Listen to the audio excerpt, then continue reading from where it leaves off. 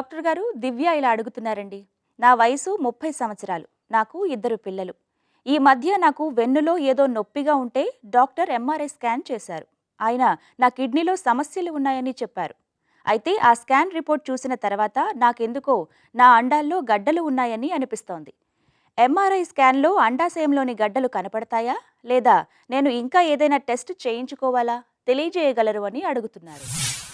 దివ్య గారు ఎంఆర్ఐ అనేది యాక్చువల్గా ఏమన్నా డౌట్ ఉంటే కనుక ఎంఆర్ఐ అనేది చేయించడం జరుగుతుంది. సో ఎంఆర్ఐలో గుర్తించలేకపోవటం అనేది ఉండదు.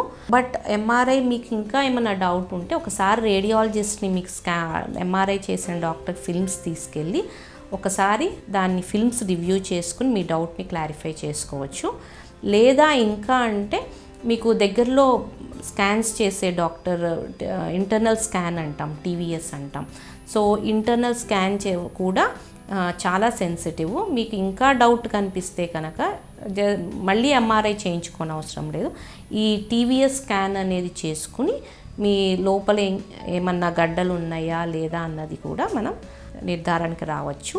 కాకపోతే ఎంఆర్ఐ అనేది it's a very sensitive test. ఈ ఓవరీస్కి ఇంకా ముఖ్యంగా ఈ ఎంఆర్ఐ అనేది ఏమాత్రం డౌట్ ఉన్నా కూడా ఎంఆర్ఐనే సజెస్ట్ చేయటం జరుగుతుంది.